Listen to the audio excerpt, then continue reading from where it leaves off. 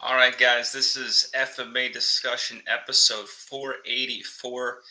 This is my first episode hosting. Very excited. We had a little teaser last night, little test run with Datu. So I'm very excited to bring him in. We're going to be talking a little bit about his background, which has been covered in other episodes, but we're going to talk a little about how I first heard about him. Apparently, he and I had a little crossover with some different people over the years, and never really crossed paths. But the real core of what we're going to be talking about today is going to be this concept of the art within your art. This has been talked about in a lot of different modern art circles. The question is it fact or fiction? So that is what we will be discussing at length this evening. If you guys are watching, let us know in the comment section where you're watching from. I got to quote Dean when he always says, smash that like button, hit subscribe, all that fun stuff. Look forward to hearing from you guys. And please, especially if you're a modern practitioner, jump in the comments if we need some clarification. As Datu said last night, we can even bring you on, even just briefly to clarify, because we want to make this a very interactive experience if we can. So without further ado,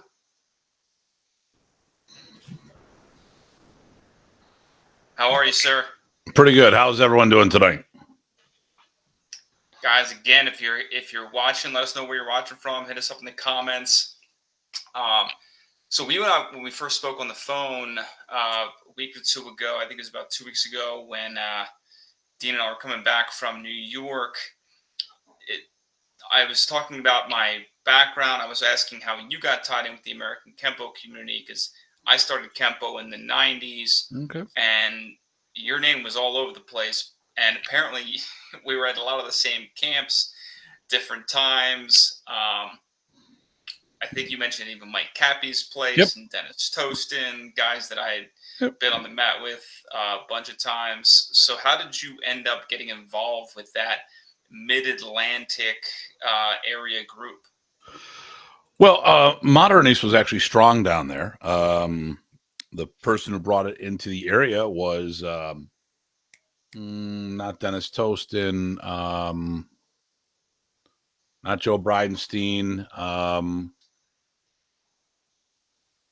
I can't think of his name. It'll pop to me, but it was a Kempo instructor that ended up bringing Modern East to the Philadelphia area. He also was a Bondo guy with Dr. G. He was very tight with Dennis. Maybe it was Joe Bridenstine. Yeah, Joe Bridenstine. Joe Bridenstine. So, so I would go to seminars down there. There were several people that would host Professor Michael Bates, Chaz Terry. I would attend these seminars, and people started bringing me in. What I also did was go to.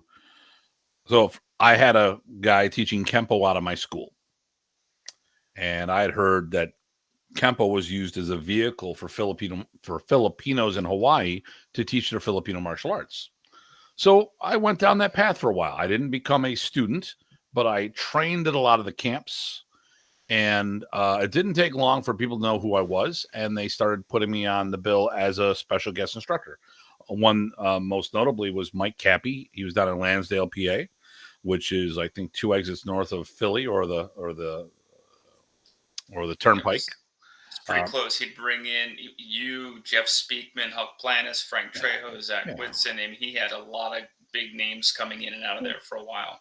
And a few of my students were American Kempo students as well. So I would, we'd support events, go back and forth. And it really blew up. I was going to Europe and for a Modern East camp with Professor. The first one, he actually paid for me to go.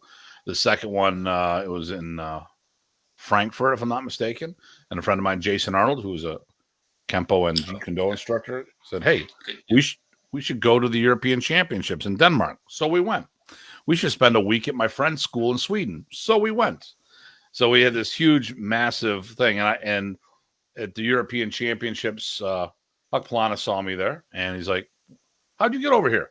Well, I walked from that side of the gym to the other side of the gym, and there was a meeting. It was Speakman's Association. He had a meeting.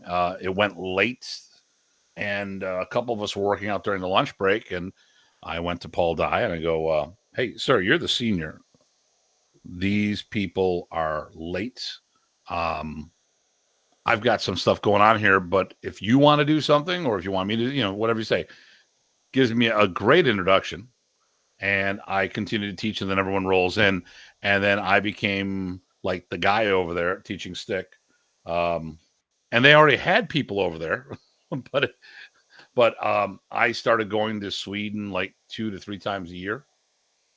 So it was like that Ingmar Johansson, and then he would share me with Denmark. So I'd go out to Klaus Peterson's, and I did these tours. And then while I was with Klaus, he introduced me to the Arnis community over there with Torbing and a few other people here and there. It was great, so I got to meet a lot of people. And that's how that connection started rolling there. And like I said, it was quite often I get a phone call. Hey, Tim, how would you like to teach at my Kempo camp? Well, I'm not Kempo. Yeah, but we like you. Okay, good. And Kempo people like sticks and blades. So it was a really good fit. The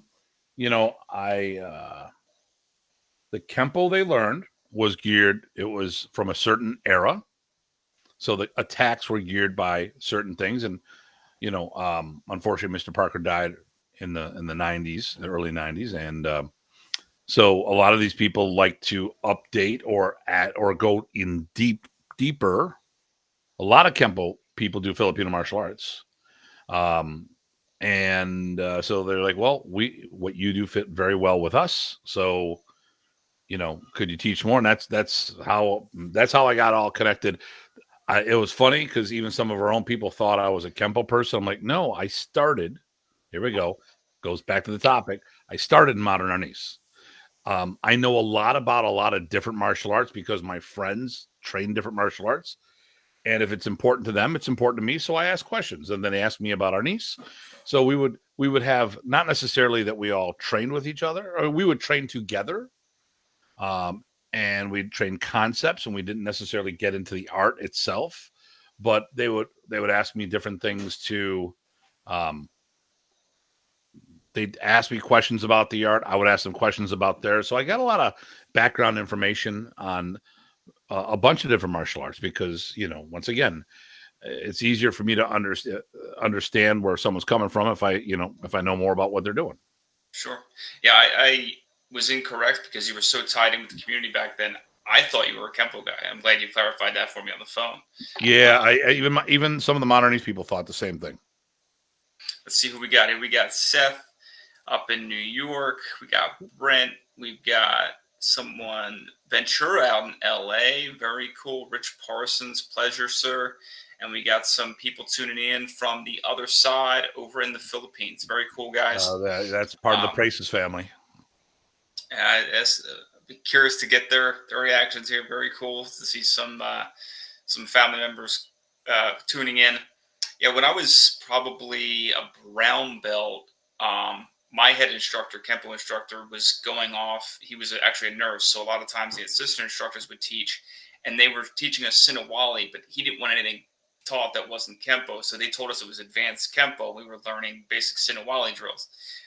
Andy Kaczynski was a second degree under Remy. He was a part of that. He would go to a lot of the seminars and stuff. Mm-hmm. I didn't realize till years later that it was technically modern Arnis. We just kind of got a little bit of a flavor for it. But so many Kempo guys were incorporating it in their school. Well, so for a historical point, Philadelphia is one of the biggest hotspots for modern Arnis, for modern Arnis. Although what it was is because Joe brought it in. So Joe Bridenstine was one of the guys teaching at the WKKA camps. And the headquarters, Joe, he was with Joe Palazzo's organization. He's good friends with Dennis Tostin. They were both students of Remy. And, when you go to a Kempo event and you're all teaching there, everybody wants to teach. When you got 10 Kempo people in the room, teaching Kempo, it gets a little, okay, it's getting a little old. How many guys do we need to teach the same stuff? So Joe became the weapons instructor for that association by default. For WKK. I mean, not officially, but he was always the stick guy. So a lot of the Kempo schools in the Philadelphia area, whether they realize it or not, have modern Ernest taught down there. So it is probably one of the most saturated parts for our art. But since it was taught as the art within your art, which we'll talk about later, a lot of times it was blended into the curriculum. So it wasn't necessarily taught as a system of its own, but they would bring different things in to enhance or enrich their program. So as there was kind of a shift in the tides over the years in that Philadelphia area, because there became more of a representation of modern Ernest. Other people were coming into the area. I'm not going to mention any names. But then I started to get more of a bad taste with your name. There were a lot of people in the area who weren't speaking too favorably, saying that you were teaching different things. A lot of guys were teaching the art within the art. So, well, let me ask you this: when we talk about this, was this while Professor was alive, or after he was diagnosed and passed away? This was shortly after he passed away. So there's a lot of bitter grapes because obviously the family. Okay, so we were all brought together by Professor. So when like in Parker's Kempo in any system, we were all attracted to one person. When that person is no longer there, the family splits up. And Professor there was passed bad blood. 02? What? He passed in 02? No, Remy passed at the end of in August of 01. I was with him in Germany when he was diagnosed, October of 2000. And then that was the last. He was teaching a camp in Hamburg, Germany. We were supposed to, at least. I was in England at the European Championships, Plymouth, England, for Smeekman's organization, and he was in Tunisia. And then we met in Germany, and he was hospitalized and never did that event. And then he made one public appearance after that, but he didn't do any teaching. Okay. So just for the audience who may not have seen previous FMA discussion episodes with you, or may not have seen podcast episodes where you talk about your history, you started in 1985? Yeah, so I started in 1985 at the Filipino Karate Academy, which was a school taught by John Bryant. This was the second school ever attempted to do full-time modern Ernest in the states that we know of. Evidently Professor Pracis was a backer or silent partner in that school. What was the other school? I don't have the actual name, but Rocky Paswick from Detroit, he ran a school. And if you talk to Rocky, he goes, yeah, there was 3 schools, John's, mine, and Hartman's was the only one that was successful. Because I learned the business, and the business of martial arts is not the same as the system of martial arts.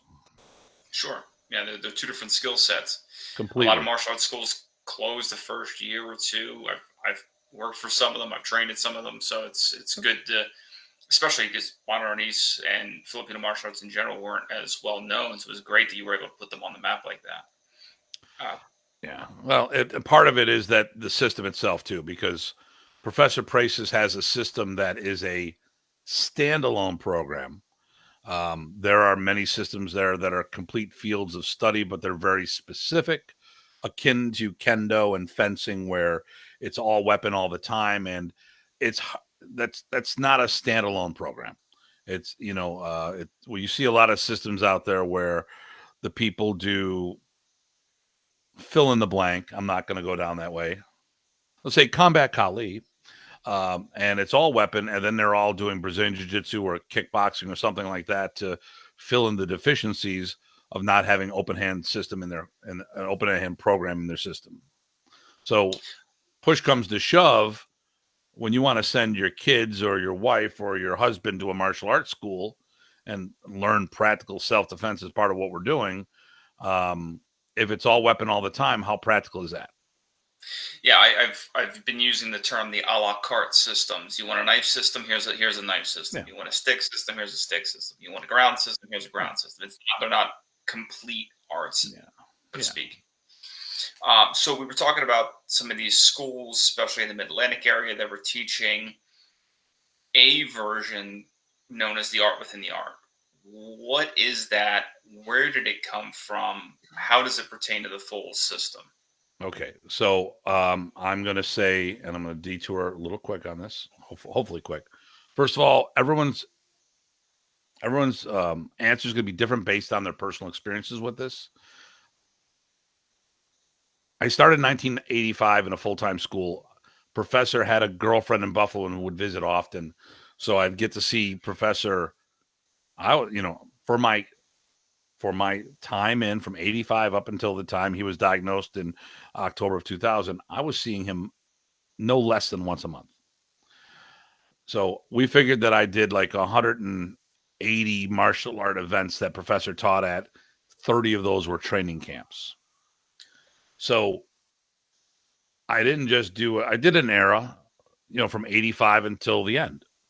I can't tell you firsthand what happened prior to that, but but I was one of the few students that were actually global that I would teach and train with him as well in the US, Canada, and in Europe.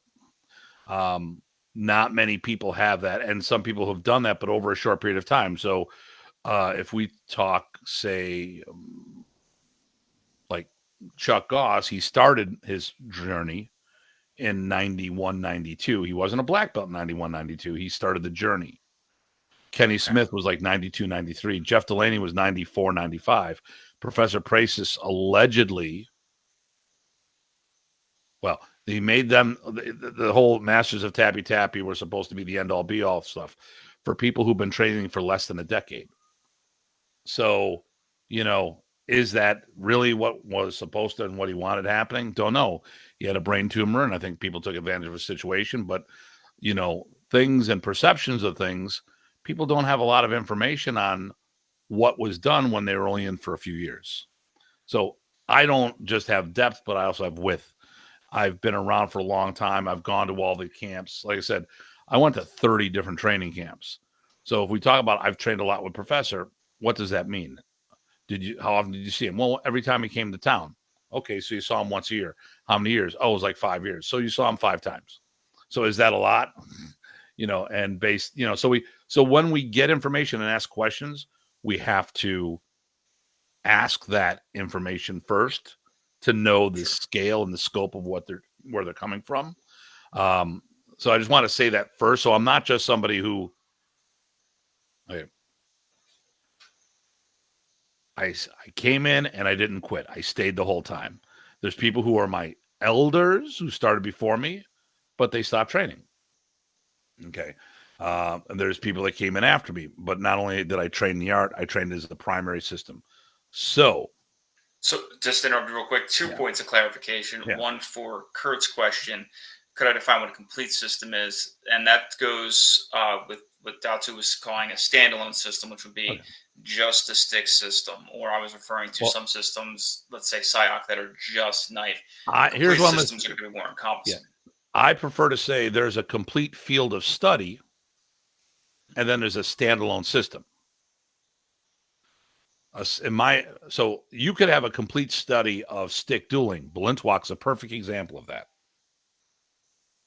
But is it a standalone system of martial arts that can offer things where people don't need to go to other arts to fill in blanks? Right, almost like an equivalent would be, say, Pakiti Terja, that has empty hand, knife, stick. It's more. Not to my knowledge. I mean, since you mentioned it, as far as I know, Pakiti doesn't teach open hand combatives specifically. I've seen some instructors teaching it. I don't know. Well, here's the question: where'd they get that information from? So if you take Coach Danny Terrell, who's an amazing coach, great guy. Look at his pedigree. In addition to teaching boxing and kickboxing, so here, okay. So recently, with some of my social media posts, I've been having people make comments on things I've said. Well, in Brazilian Jiu-Jitsu, we've picked up boxing now. Oh, so what you're saying is there's no open hand combatives in Brazilian Jiu-Jitsu. Yeah. So Grandmaster Tabata is teaching open hand combatives now. It's not in Balintawak. I've been doing Balintawak for a quarter of a century. It's not there. But Grandmaster Tabata saw the need, and he's currently developing something. He had some stuff already, and he's further developing material that could be applied so as people don't have to go looking for other systems that they don't want to. So he's trying to make it more encompassing. He's trying to. So that would be his contract. And also, but we have to be specific about this. It's not in Balintawak. It's in his expression. So he should get credit for that. So you wouldn't like, okay, as an example, there's the grouping methodology of Balintawak. Absolutely. That's not Anshan Bakan. Anshan Bakan did not do groupings. He didn't like groupings. It's his students that got that, and he shouldn't give credit. He shouldn't be given credit for someone else's accomplishments. So it was Viljason may or may not have created, but he was the one who definitely popularized that style of training. So, and people say, what are you saying? I'm saying Anshan was the founder, and the students made their contribution, and the students should be given credit for said contributions. Now, right where it's brought in. Yeah, sure. I mean, Grandmaster Tabata does things that are not in Balintawak because he wants to make his students more rounded. Then there's nothing wrong with that. But okay, so what's in Balintawak versus what he chooses to teach? Second clarification, just because it was something that was brought up last night regarding your background. I think it's also important to note when you talk about how often you saw Professor, a lot of people were seeing him at like the Big Three seminars, things like that, where you went to a lot more events. You did go to some of those, but a lot of the events you would go to were a weekend with just professors. You were getting a lot more exposure. Yeah. I mean, okay, so hey Brian. Hey, brother, how you doing? I would go to a couple Big Threes, but for what I wanted to do, it wasn't cost efficient. Okay, I wanted to focus on modern Arnis. Now, here's the thing: when you go to a Big Three seminar, they all taught for about an hour each. Well, no, they all taught. Well, the group would be. It depends on how they did the room. Sometimes what happened is there'd be rooms, and you'd rotate the group. So they taught an hour, and then they taught another hour for a whole brand new group. Or I can go to a 5-hour seminar with Professor Braces. Getting a lot more exposure. Yeah. But then again, I would also go to seminars and events specifically for Wally J because it was a big part of what we did. And I used to hang out with George Dillman and his applications of the form. So I went to a bunch of them to do a deeper dive. This is before the no-touch knockout stuff. His form applications was phenomenal. Yeah. And I don't like the no-touch stuff, but I don't even like the pressure point knockouts. I like the applications, and my mindset was all, if you get the knockout, that's a bonus. But really, what are you doing during your forms? That to me, that's priceless. So, and he may or may not have been the best guy doing it, but he was the first guy getting it out there. So, and that was getting it out there publicly. I know. I mean, he got his material from Tacho. No. Where do you get it from? I can't think about it. Taiko Yada, yeah. I met Taika. Amazing guy, but it takes a while. Now, the good thing is I had their ear because I was part of the entourage. So I could ask them specific information and get material from them that others, I could ask a question and they would tailor things just for me. Nice. There were also other guys that were included in some of those Big Three seminars. They would do Big Fours with, I believe, Leo Fong and Grandmaster Tabata as well. Well, that's how I met Grandmaster Tabata. It was like 91-ish. It was down in Charlotte, and Erwin Carmichael hosted it. And I went there, and George was not there. He had some car problems, and he was stuck on the road. He had a camper and a towed vehicle, and both had issues. So he got stranded. So Mark Klein filled in, and Bobby was there that's where I first met him. Didn't get to talk to him, but I met him. I'm like, wow, okay, this is cool. And then I got to see what happens when there's anyone good demonstrating stick around Professor, because he then proceeded to turn me into a piñata. I was the guest of honor of a piñata party because Professor didn't like being outdone, but I could handle it. I was, when he went to drop the hammer, I was the anvil. Unfortunately, I was an extra large anvil that day. So now that we've got a very thorough understanding of your background, what is this art within the art? And is it fact or fiction? Okay. I'm on the edge of my seat First of all, I've been what I wanting to want to know. say is modern arnis is a codified system created by the late Grandmaster Remy Amador Praces. It has 3 books he produced and at least 25 videos. It is a full-blown, standalone martial system. It is not the art within your art. They didn't teach it that way in the Philippines. It wasn't created that way in the Philippines. I am a perfect example of the art being taught as a standalone program. What happened, it was, I think, 1981, there was a Black Belt magazine cover, Arnis and Art Within Your Art. So it was a marketing gimmick, but Professor never taught the art within your art. He taught you his system. So he could, if you talk to him, he could sit there and say, because of his background, he goes, all right, inside of your system, you do this move. Well, it's just like this. So he could relate it to them. But with all the events I've been to, I have never seen him say, we are doing the art within your art format today. I learned the same classes that he taught all the time. What it was, the art within your art was more on how people would absorb it into their own personal system of methodology. The art within your art is an aspect of training. It is not a martial system. But what professor would do is when people would test for rank, he allowed them, he wouldn't bust their chops. He allowed for artistic expression. So if you were a karate guy, your moves were more karate-esque. If you're a kung fu guy, you're more kung fu.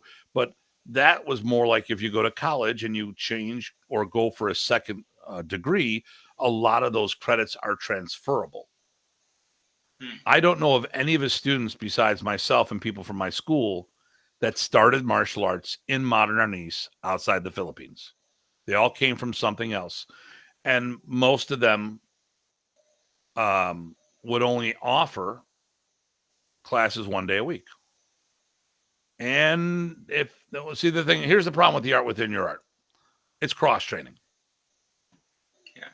You're not doing things from arnis, you're doing things from whatever your main system is. So,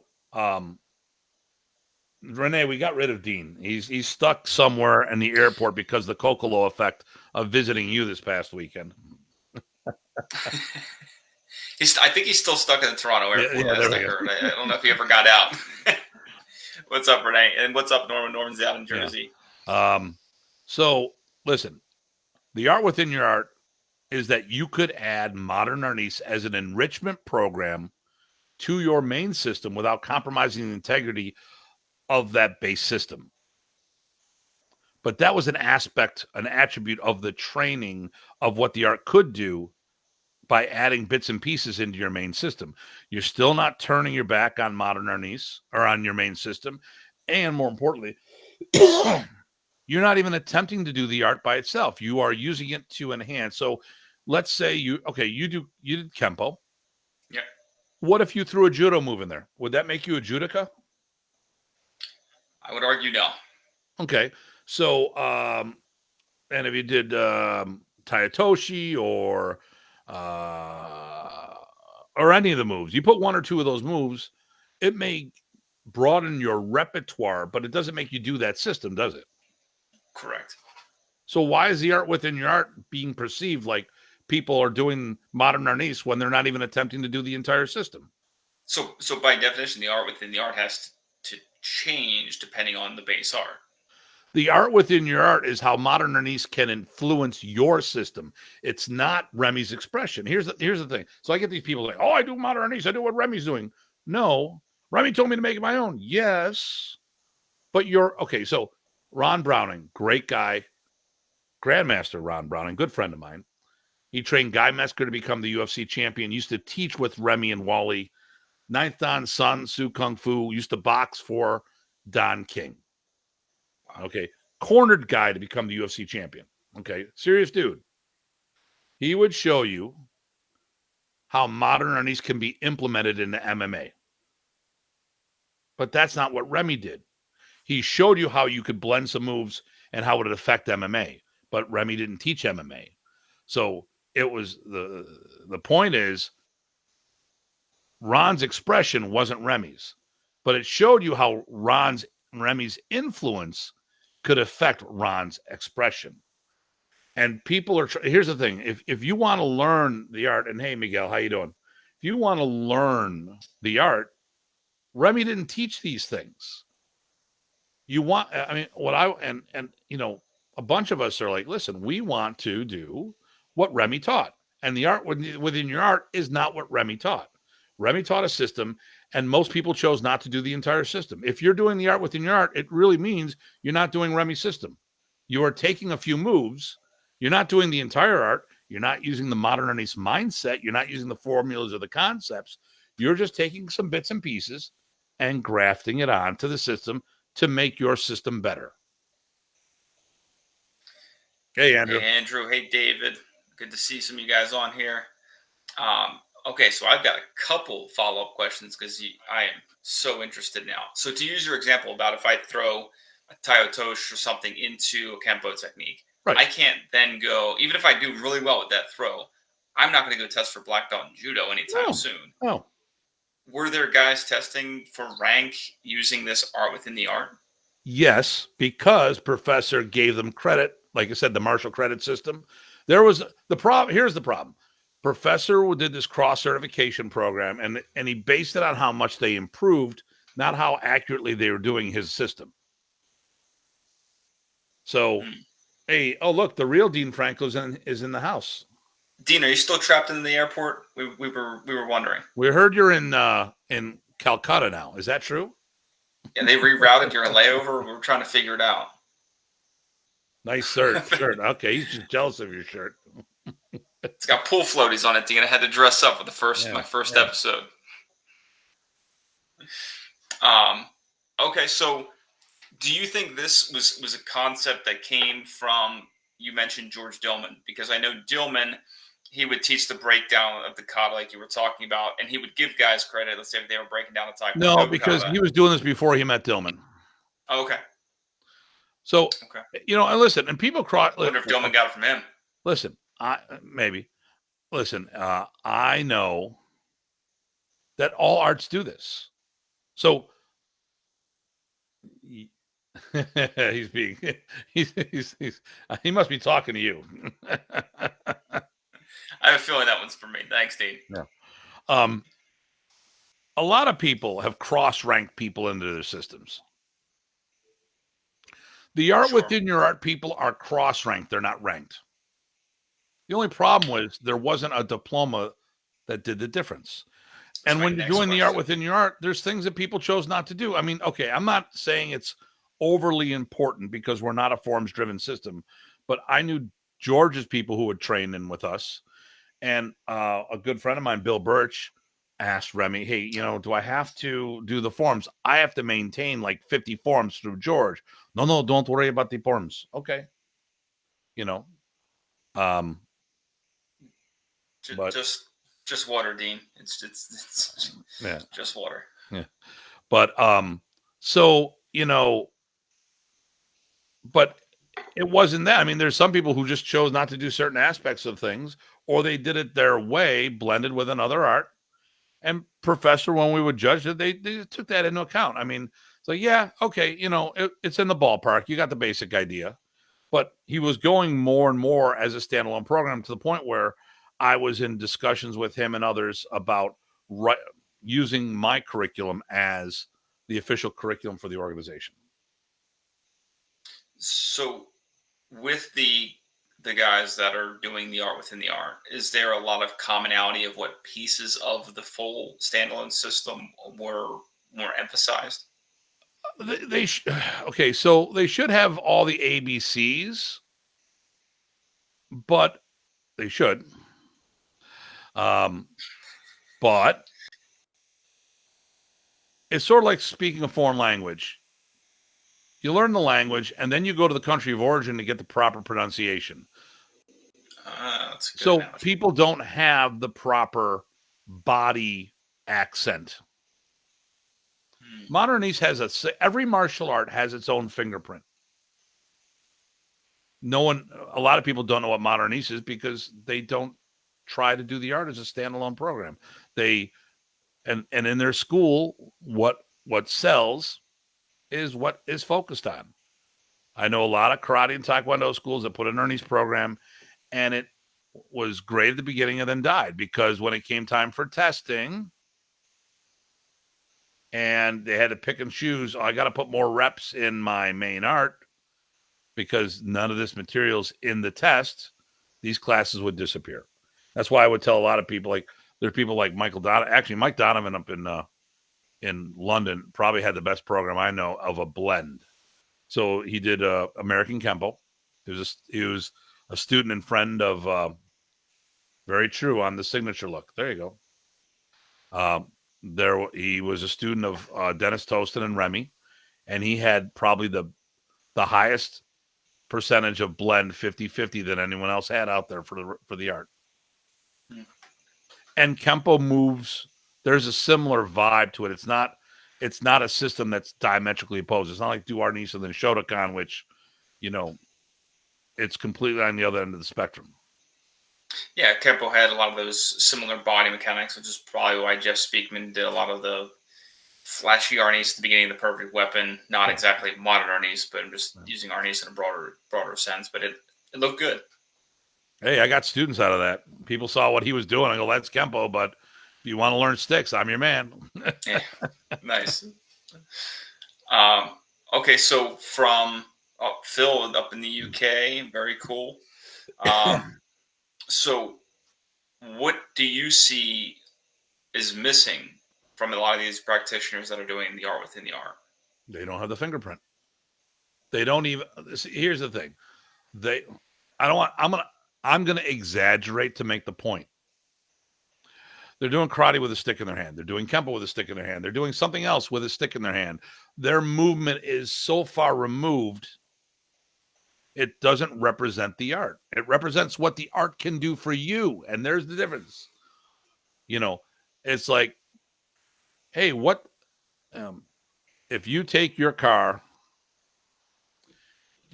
and you put a stereo in there and you didn't have it before? That makes it makes it better, but the car is still the same. Right. You know, if you decide I want to put I don't know. I think what I'm going to do is put higher test gasoline in there. It doesn't change the car. It just makes it perform a little different. Okay. But it's still the same car. Nothing ever changes. You know, and the problem is when you take a Ferrari and put Porsche stickers on it, it's still that car. Yeah. And when people are doing karate and they're not attempting to do the vibe of the art, like I said, they pick and choose what they wanted to add to the system. And then it's like it becomes almost a license to put anything you want in there. But it's like, okay, it's great that you can show what the system does, what the art can do for you, but who's going to represent the art? You know, so right now, when you look at a lot of these people, they have this blend. That's not what Remy did. Who's going to teach what Remy taught? Would you use that term? The partial artists? You know, Mike and Seth Raymond always stirring the pot. you But know, my next question is the same as Kurt's. How would you describe that fingerprint for modern Arnis? watch me move. I mean, Okay. so like Ty Botting, when we first so Ty Botting, who's my co-host on my show, he was a student of Eric Alexander. Eric, I consulted for. When they first met me in the Texas camp, they had no clue that I had that connection with them. It took years later we figured this out. But when they first met me, they looked at me like, Tim moves different than everyone else. We want to move like Tim because it's more fluid, more explosive. I mean, I move closer to the way Remy moved. These guys don't. They don't. Trying to do his gestures and trying to use his speech structure does not make you Remy Pracis. Does not make you. I mean, okay, I used to do Remy's accent all the time. I can't do it anymore. I was very. Oh, how are you doing, baby? Oh, wow. You know, you're very powerful. You know, and I used to sound a lot closer. And my initial instructor heard me after the one camp. I started doing, oh, you can go like this, you go like this. And we all went through it. Anyone who trained with Remy went through that era, went through that phase.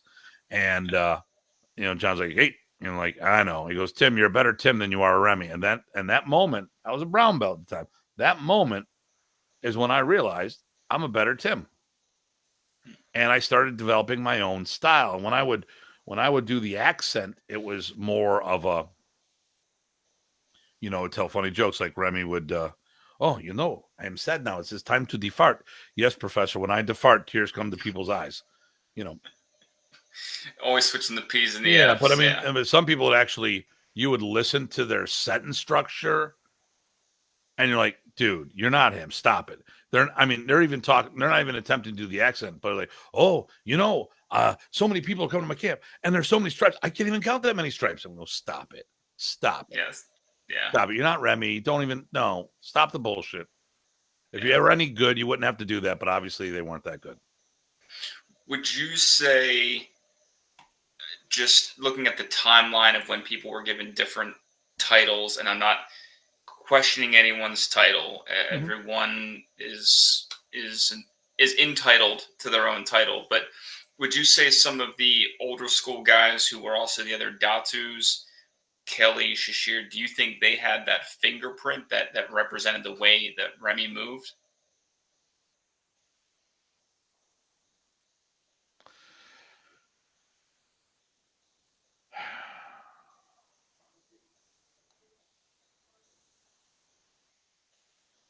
Trying to find a PC way to answer Well, that no. question. I don't see Shashir. I met after Remy passed.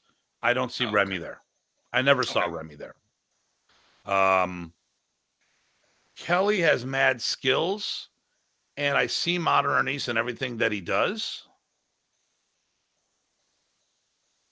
But his movements don't wave the banner for Modern Ernest. So he moves differently. I mean, listen, Warden, mad skills. And I can identify a lot of Modern Ernest and what he's doing. But I see it in him. I don't see his students. I don't see it in his students. And because of all the stuff he blends with, it's kind of hard for me to say that because, I'll see him start doing some Wing Chun. I'll start seeing. So it's like, oh, look there. And then it's gone. And here, why don't we bring up with what he says? Well, what's the first thing? So first he goes, nice analogy. And then he says, Andrew Swampy Good, but you can say it, meaning you can call me Dr. Dick. That's fine. Okay, we're cool. We're all cool with that. Then he all says, right. just me, then he me goes with the the last questions. one, but he admits it. What Meaning Kelly. Is that Kelly or you? No, that's Kelly, meaning that there's a blend of other things there. Yeah, I mean, he's really a Jeet Kune Do guy. I mean, he really expresses Jeet Kune Do, except for Modern Ernest is part of that element where, traditionally Jeet Kune Do Modern Ernest is not part of that equation at all. Absolutely, Dean. Yeah. Top-notch blending, no doubt. Yeah. And because of the arts that he's blending, it doesn't have that, hey, Dan, he doesn't have that Modern Ernest expression because I can see the Modern Ernest in him, but he's doing so many other things which have a different fingerprint to it. So I'm trying to ask questions without getting too deep in the political weeds. Is there anyone off the top of your head that you would say that other person has the fingerprint? No. Not outside my group. Okay. It's very evident where they came from. Datu D2.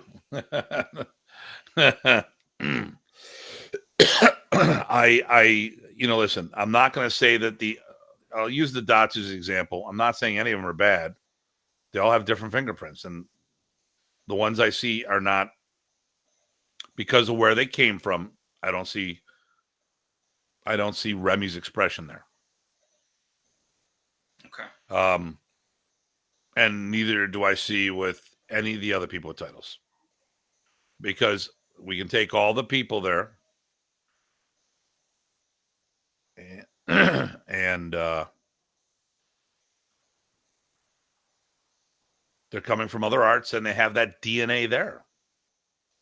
See, here's the thing.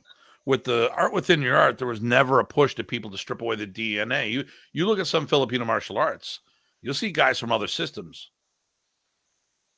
and they promote you to have, like, you look at Bobby's people, they all move the same, no matter what their background is, but they're pushed down that path. Remy was accepting where people came from and rewarded them for the effort they were putting in and how much they improved.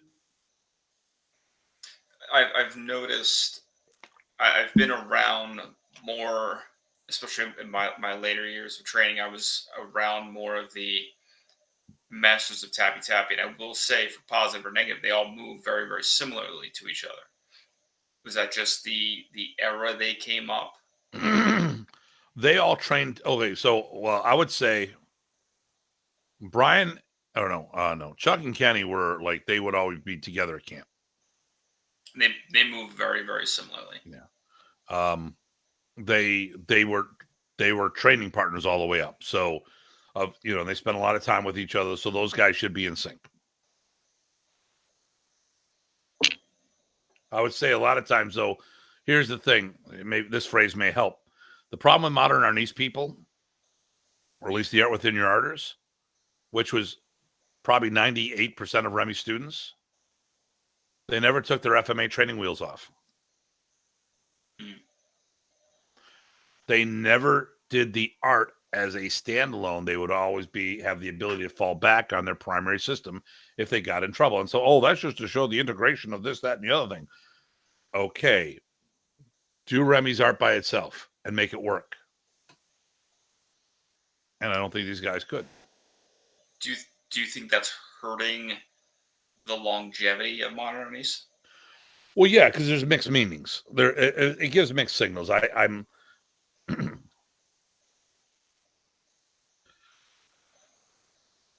if it wasn't for that, people are pushing this art within your art thing so strong and not really understand the big scheme of things. I mean, listen, when you do the art within your art, you're doing your art, not the art. You're doing your art. Modern Arnis is the art within your art. Okay, so what you're saying is you're doing your art, you're not doing modern Arnis. Furthermore, because everyone's blending with all these things, there's not a way to replicate what Remy was teaching. We need to have someone to teach. And listen, and I teach the art within your art to people. And actually, even in some ways, better than Professor, because I have a better language than he had. I mean, I have better linguistic skills, and I've developed a martial language for our curriculum.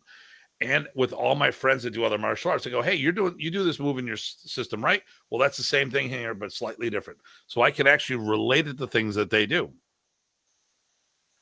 Like when you say the Okinawans, you say the bunkai of a form. I could relate it to things that are already in their system. I go, hey, do you do this? Now, yeah, just change the angle to this. That would be more of the art within your art. But I actually have multiple curriculums, one to take them through an art within your art program, so they realize it is not the primary, it's a cross-training program, and then eventually get them into the standalone FMA all the time, which is our Praces Arnis program. So a couple comments here. Renee apparently moves like Remy, according to Dean, and apparently that was in response to a headbutt to the chest. Be curious to get the rest of that story. One of the comments I was trying to keep track, Dean said when they expected to, and I believe that was the transition for the guys training in the art within the art to go to the standalone system. Was that an expectation of Remy or not necessarily? Remy blew up. Oh, actually, it was blowing up more and more in the 90s. And like I said, he was getting to the point, like he reshot a bunch of videos. He had the videos through Black Belt Magazine. There was a 3-episode videos there. We refilmed, or he had me shoot the forms video. We were supposed to do a forms video with everybody. The cadence was wrong. The lighting was bad. And then he goes to me, Tim, if you want, just film it yourself. I'm like, or you could use everybody. Well, what do you want me to do? Well, you could film it yourself or use everybody. okay. And then when I said, all right, I'll film it myself, he goes, all right, give me 5. And I gave him 5, and and I went outside and refilmed everything. So the next camp, which was the last camp he did in the States, that was at Michigan camp, the one that was the longest running, most advanced camp. Shot down to Tucker, Georgia, and he had me do a session for all the black belts. This is the way the form's being done from now on. He was going that path. He just passed away before he had the opportunity to do that. What's going on, Robert? Good to see you. Dean Franco with the questions. I thought I was running this interview.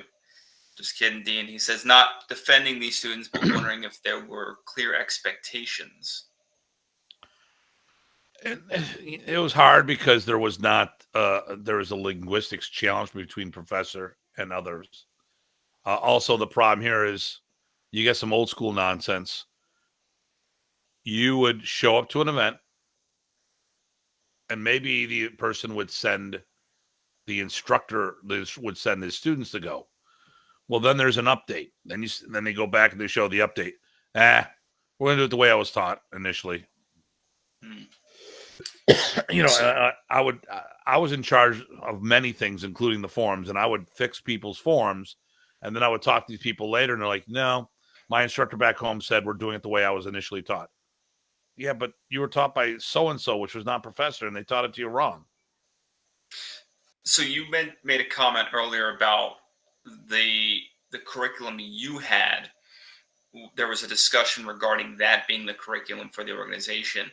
What was Remy's curriculum for the standalone leading up to that point? Was it something he was constantly changing? You mentioned some updates. And what was he working from? We had the camp test. We all had the camp test. And actually, I wrote the camp test that everyone based their camp tests on. About 91, I did a camp in Buffalo with a Jerome Barber. It was the last of 3 camps we did together. And I, with my student Ron Merson, he was a couple of years younger than me, and he had a laptop, or a desktop. This is 91. And we wrote a test. I wanted to be thorough. We kept all the open hand techniques together, all the single stick techniques together, all the double stick together. I did all the forms. I had this progression.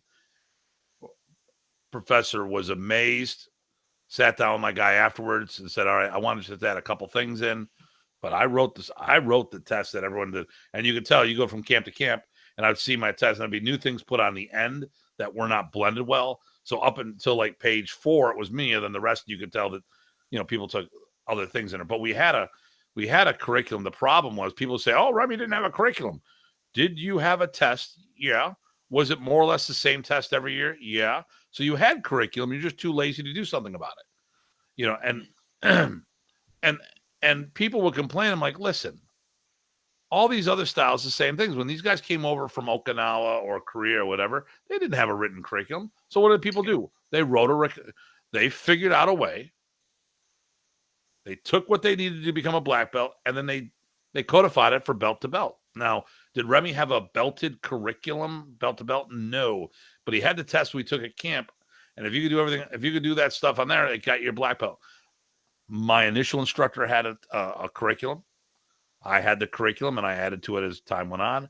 When I first took my first black belt candidate, he showed up. He's like, there's not a damn thing on this test that we haven't done. I'm like, great. Okay, we're good to go. So others didn't have that experience. I'm like, well, and I shared my curriculum with others before, but we still had the camp test. We knew what the system was. We knew your fundamentals, which are your basic punching and kicking, and go into that. Then on the stick, you would do your 3 grips, a one-handed grip. You would do a unbraced, two-handed, or a brace block is reinforced, and then you do a dos manos or 2-handed grip. Now, that may not have been the terminology that everyone used, but we had that. We had the 12 angles of attack. We had block, check, counter. We would have block, check, counter with follow-up. We'd have follow-up such as the striking styles of Banya Bana, Rumpy to figure 8, Abanicos, stuff of that nature. From obstruction, then we would go from block, check, counter to obstruction removal. We would go through our disarms. We would hit the police, the Cruzada flow drill. We would do all the Dumag, the locks controls. We would do tappy, which had multiple variations depending on what area you're trained in. 6-count drill. We would do single and double Sinwali and reverse. eventually added Heaven 6, or well, it was Heaven 6 commonly referred to, but 6. he would do high redunda, he called it. But I'd already been doing it because I had, hung out with a lot of people who were doing Jeet Kune Do and other systems, and I would just do things together with people. We would do redunda, which is just as a coordination drill. We would do the 12 forms. I mean, we knew what needed to be done. It's not like it was a surprise and secret. I mean, with all this, I mean, I've just laid out the whole system for you right there. Now, there's a lot of stuff to go in depth on it. Oh, and then there's the disarm reversals and stuff like that too. But I mean, I can whip this stuff off left and right. It's not a big deal. There's core things you can learn. When it comes to all the locks and controls, it's going to be simple. It's a backwards throw. It's an armbar. It's a center lock or variations of that. Great. Oh, what about finger locks? Finger locks is like an armbar. No big deal, Okay, the sticks. Okay, you can either do, when someone swings it, you're going to do a hard block. You might pass it. There's your police. You might keep it there. There's your block check counter. You might do the hybrid where you pass and hit it. So there's your guntings, or what Professor would call the flow. I mean, it wasn't really hard, but I was all in, so I could see all that. I didn't have this minutia of a primary system throwing my head off. And and why would you think cross trainers would be the experts of the system?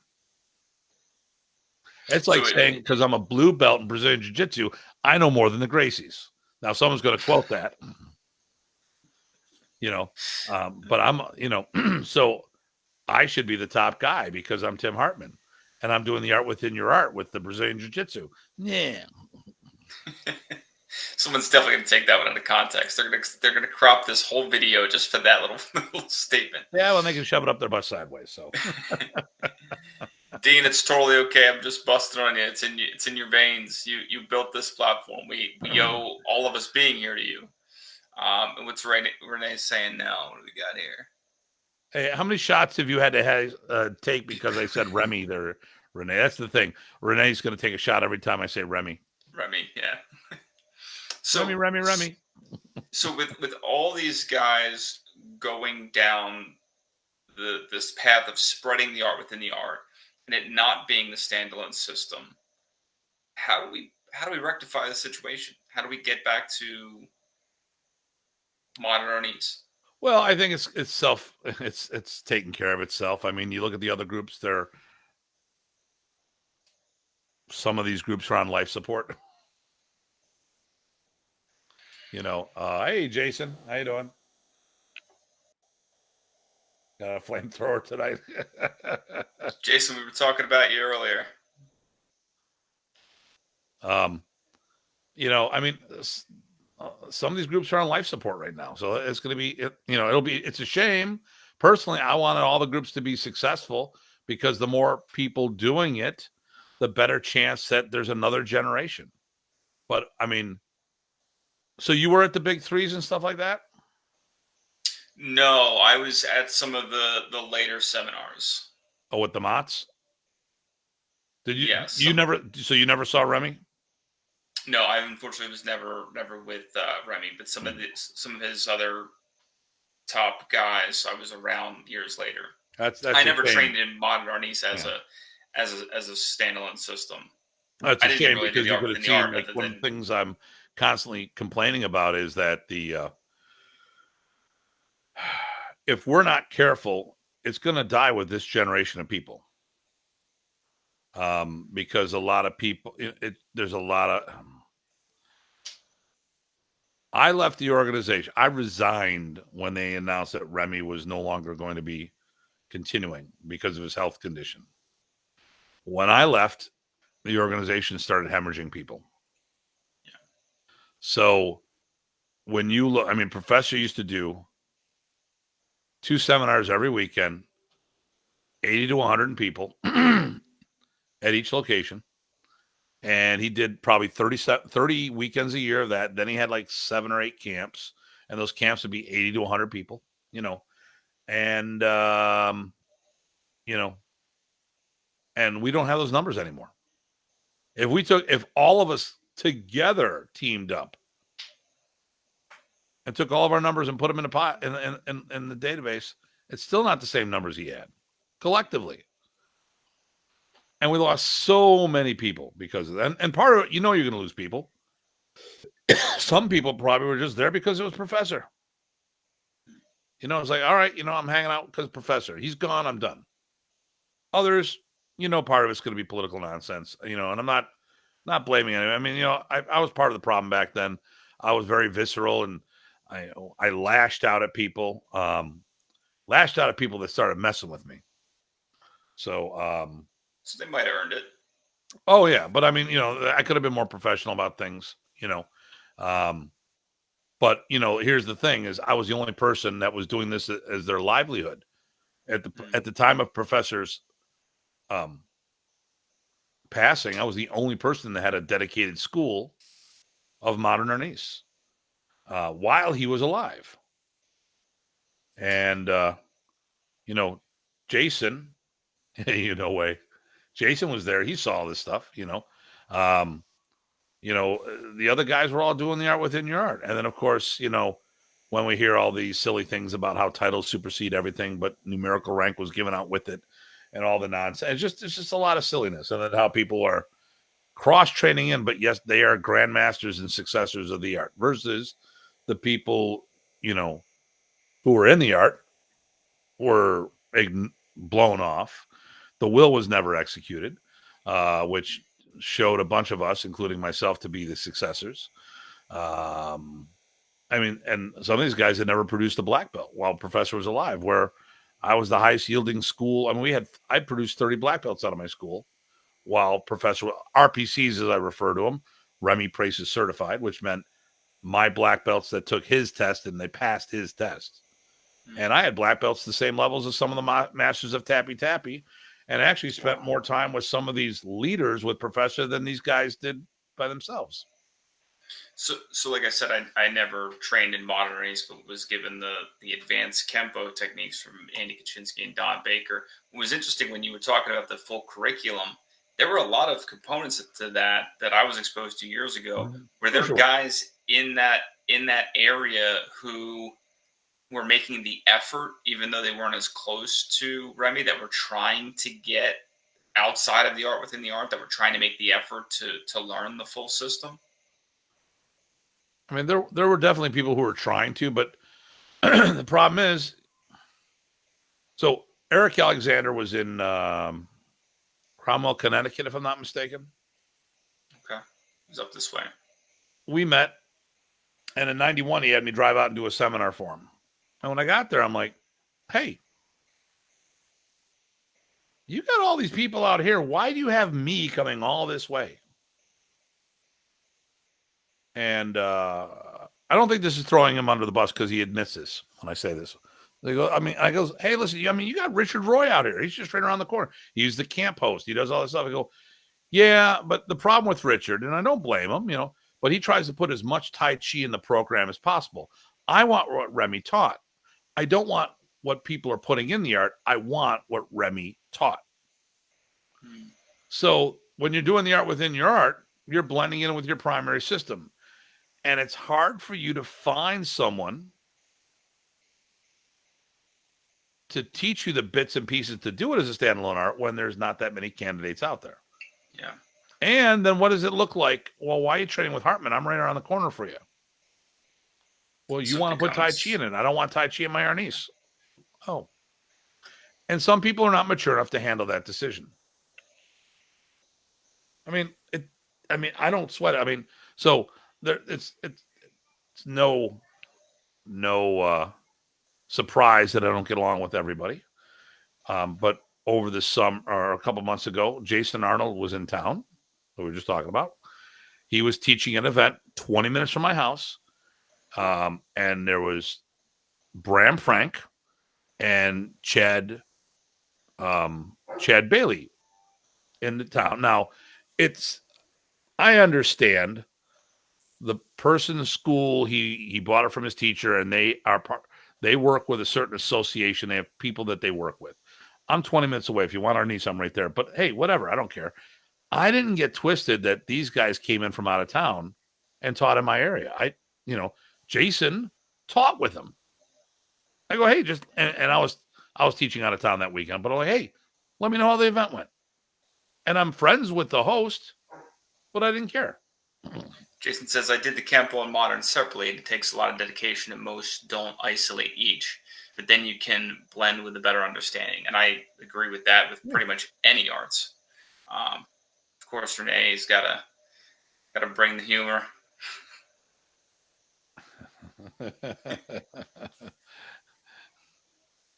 And there you go. Seth says he gets along with everyone. I don't know if that's everyone, Seth. We'll have to talk about that one later. We don't know if everyone gets along with Seth, though. No, Mike and Seth are both good dudes. So Kurt's got a good question here. Okay. How does the martial art community bring the band back together and attempt to draw those numbers? You were talking about the I'm big numbers. assuming you mean the modern artiste community. Yes. Yeah.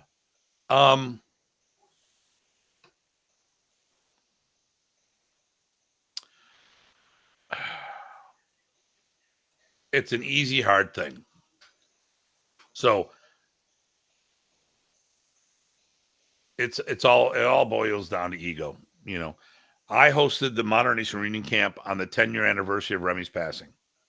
It was the biggest event in the States up to that time, and it's still one of the biggest events that has ever happened in the States since that time. It brought us all together. I had Dieter there, Chuck Goss, Dan Anderson, Brian Zolinsky, myself, Rich Parsons, Rick Manglanong from Combatant. There were supposed to be 3 others, but I mean, Kelly Ward was supposed to be there. We got a motorcycle accident, and which really kind of jacked him up from that point on. And then I had special guests like Ron Van Browning, Max Palin, and Kim Foreman, which was George Dillman's ex-wife. Yeah. So they all came to Buffalo. From that, Dieter then said, "Hey, we're going to do the best of the West," and he's trying to talk me in this. I go, "Dieter, I'll do it." Dieter, I'll do it. Dieter, stop! I said I'll do it. You supported my event. I'll support your event. Don't sweat it. I'm there. And then from there, we did the Monterey Unity Camp.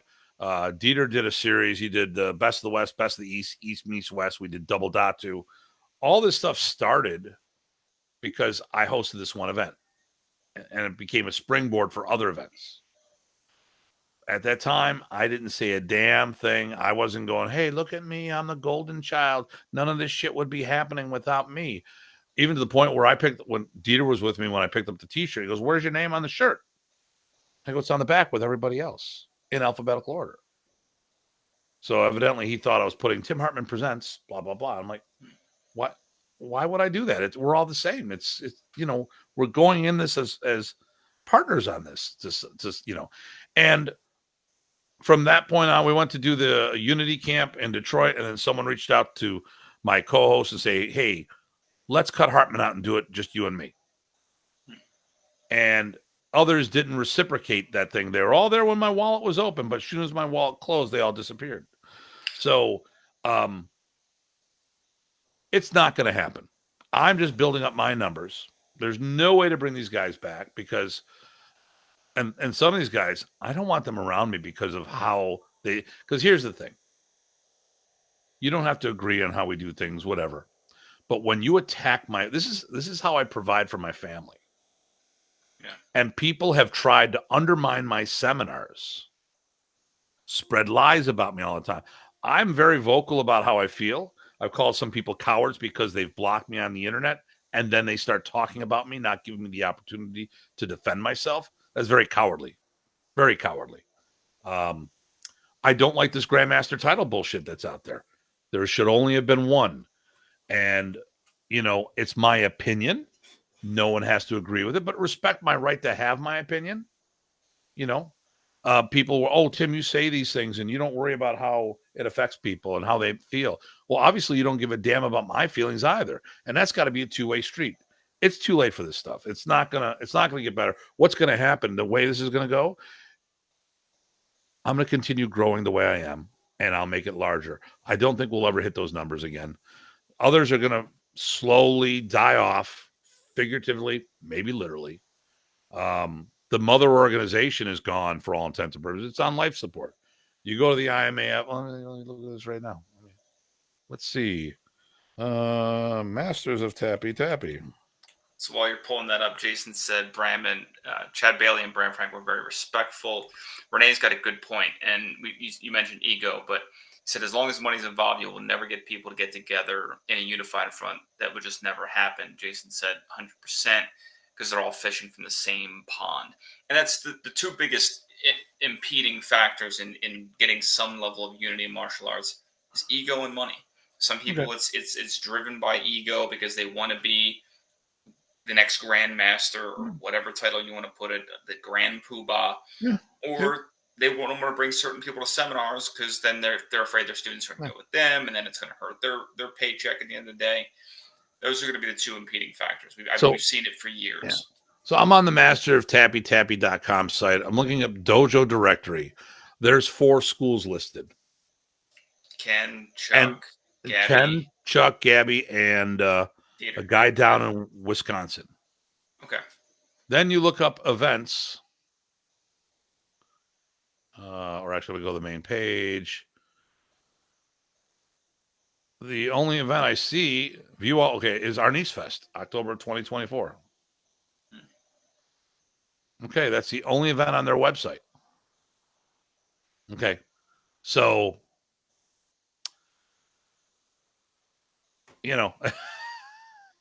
Renee says the only way to to solve this is dig a pit and get inside and fight it out. We could sell tickets. We could make it a payable event. We can host it somewhere. You know what?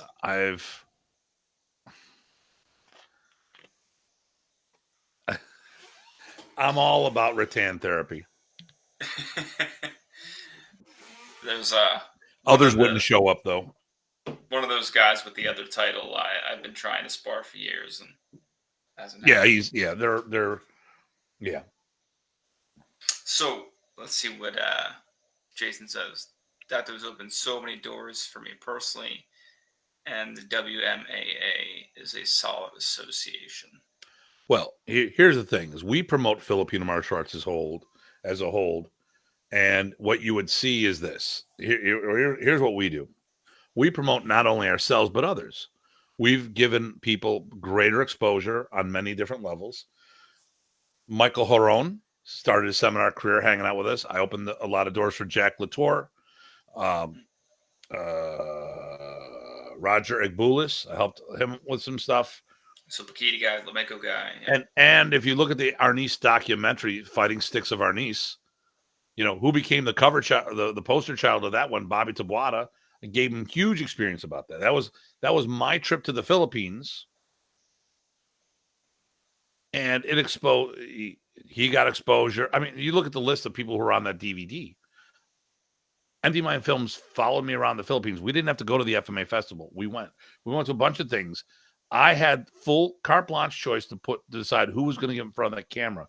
I could have gobbled it up all for myself, but instead I shared because I'm all about promoting more. Right now, if you haven't, look at my social media right now. The same thing. You said you've helped promote us students as seminar presenters. Yeah. And currently, I've got all these people reaching out to me for because of my videos on social media. And a lot of them are looking for schools, even in the Philippines.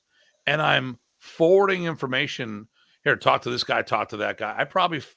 I have helped probably 15 schools get a lot more exposure than they used to have. Nice. We're blessed. Team Franco is back. We can breathe now. Oh, okay. Yeah, we can exhale. Yeah. How many views so far? How many people? I think we got 12 on. I don't know. We'll see who's watching live. That's Are we talking about platform. That or my videos? How many views on the videos? So I'd say a lot. Well, on my the number for all the videos that we dropped in in April, I've got over 20 million views for those collectively. Woo. Woo. I've got multiple videos that have hit over 1 million views. You know, busting BJJ's chops was a bigger one, but Filipino martial arts in the movie industry is over 3.5 million views. Actually, that let me scroll back up. That was actually a question from Phil earlier. Yeah. How would you say FMA has been perceived on and off screen filming with old school and new school teachings? Well, FMA unfortunately doesn't get its props. We're in every movie out there and stuff like that. Do you have a video on headbutts? I actually do. Actually not a instructional video, but a social media video. Yeah, it just came out, and that one, 12, 20, over 30,000 views. That was just up a couple days between the 4 platforms. Nice. So, do you think there is a way to let's say a student wants to make the leap from having trained in the art within the art to wanting to learn Remy's system? Mm-hmm. How do they do that? Well, I have the Modern East University out there, which is a codified program from white belt all the way up to black. And then it talks about the material that way. And then from there, we do a lot of training camps. Actually, we do instructor development camp that it's different than a lot of others. So my school is a 5,000 square foot facility. 3,000 square foot of it is tatami mats.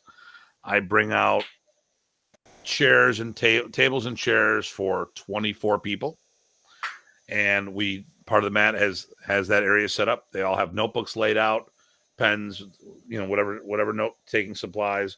We have the curriculum out there. We go belt by belt, and we open up the book. We'll go over some things, and we'll go on the floor and train. All right, go back and take some notes. All right, someone asks, well, hey, I'm having a problem teaching this. Well, how would you do this? Well, here, let me go do that. And we get it in an Arneson rich environment. I mean, we have a headquarters.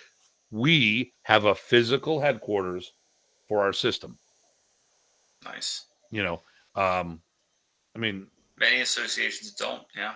Yeah, and well, I mean,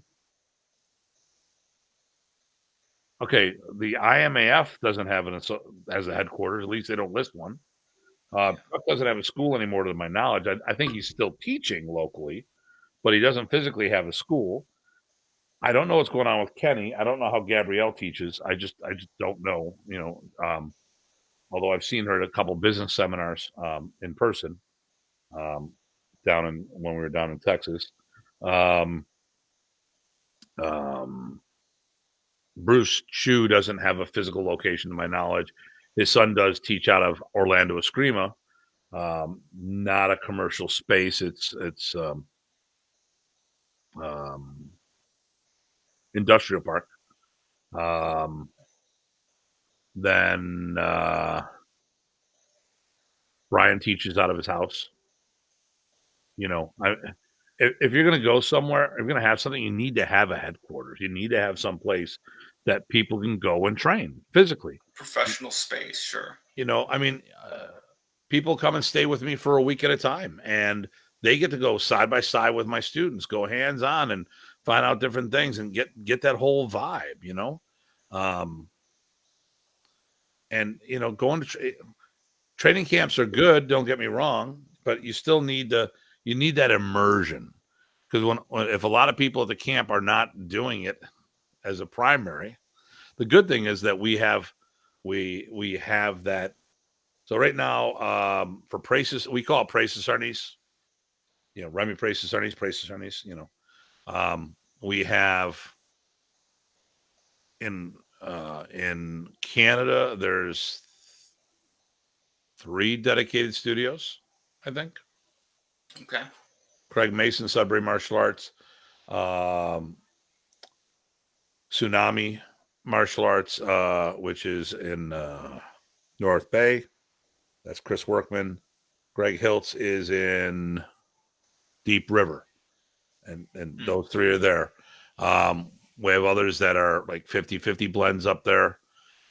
In the States here, we've got my school and we got Wolfpack Martial Arts as two dedicated schools to this. But then we have people who are dedicated teaching the program. So you have PG Ty Botting down in the Fairfax, Virginia area. And you have PG Chad Doolin, who's in the Maryland, Delaware area. And they do that. School in Ottawa. They're not with us. We don't speak of them. Oh, thanks, Dean. Dean got to spend a lot of time at this weekend while waiting for Renee to clear the customs. And he's also taught at our training camp. So, and then I think the next time he goes up to Toronto, we might be putting something together down in Buffalo at the same weekend. You know, do something on both sides of the border. He goes, yes, he did. Yeah, I think the more students in modern art that could see the rest of the art, I would say the better. I think it would help not only their training, but help to rebuild the fractured pieces of this art. The thing here is this: there's no going back. You only move forward. So my position is real simple. I'm done with working with people that don't want to work together. Okay, so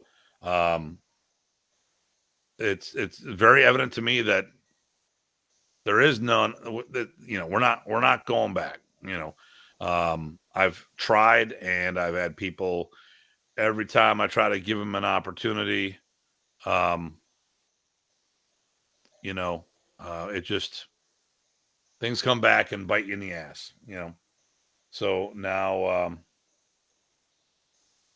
I just work forward and just say, all right, I build my own team and work, because it's just easier. Because you know what, guys don't question me. They don't question what I'm doing. They question how, not why. They don't question it's not questioning authority. It's like, I don't get it. Okay, let's talk about it. Let's go through and come up, and I have systems, and the systems work. Nice. So I guess one of my biggest questions now is, how do prospective students, anyone watching that says, I've seen a lot of modern art stuff, but I haven't really seen a set curriculum. This seems like a place where I can actually learn the full Remy Presas curriculum. How do they get a hold of you? How do they seek you out?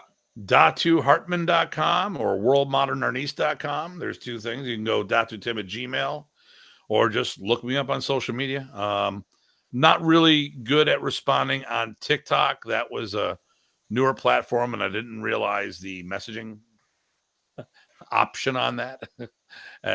So I'm much better responsive there. But Facebook Messenger is really the best way, or just call me on the phone. But if you go to DatuHartman.com or any of my social outlets, it's a good way to start. You mentioned about these instructor camps. How often do you hold those for prospective students? We have instructor camps once a year, instructor development camp, but I do multiple camps at my location. Plus, we do hybrid seminars almost every month. So what a hybrid seminar is: a physical seminar that happens at my location, but we have a bunch of virtual attendees as well. And all those who attend get a digital copy of the event as well. Nice. So some of the people can't always, like, I've got people who, my group down in Brazil, they can't always make it because of the time zone and stuff like that. So they pay for it, they get a copy, and it's all good. Same thing for my group in Sweden and Germany and the guy in Dubai. It just doesn't always work out. And some of these are people that are training with us, but they're not in the association yet. So right. I've got a bunch of people that they like the material and they continue to train. So if you say, well, hey, I looked at your website, you don't have nothing in Dubai. You're right. I don't have anything listed in Dubai. It's just a guy who likes hopping in on our seminars. Yeah, somebody who's working on it. Yeah, but Renee says we have options. You can also find the videos on the DatuTim OnlyFans page. also known as Two Sticks, One Cup. I don't think they can afford that one. That's a very special It's page. pricey. I looked into it. I Yeah. can't afford it. I'm trying Yeah. to get a second job. There you go. And you can work up. There is a discount code.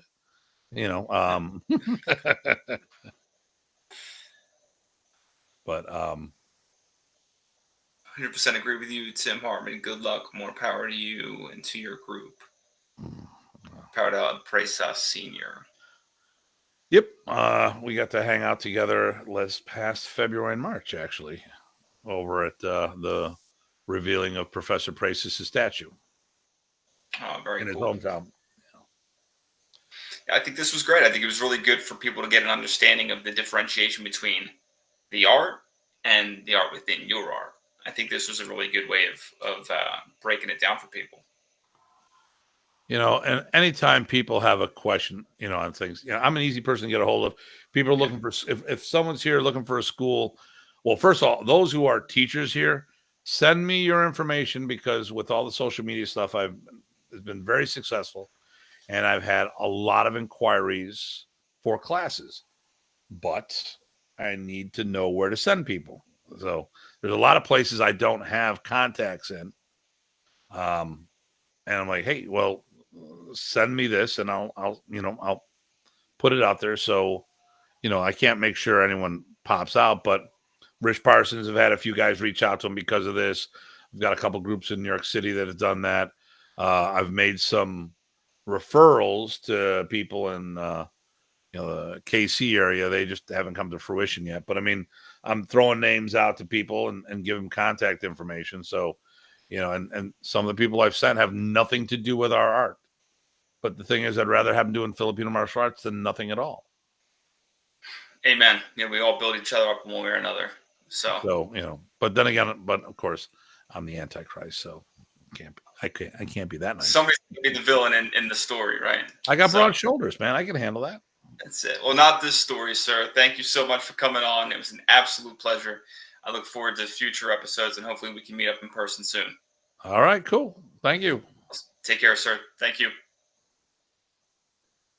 All right, guys, that is it for the episode. This is where I would normally plug the next episode, but to be honest, I have no idea what it is. I got to talk to Dean. Obviously, we'll put something on FMA discussion on the page. Stay tuned. See ya.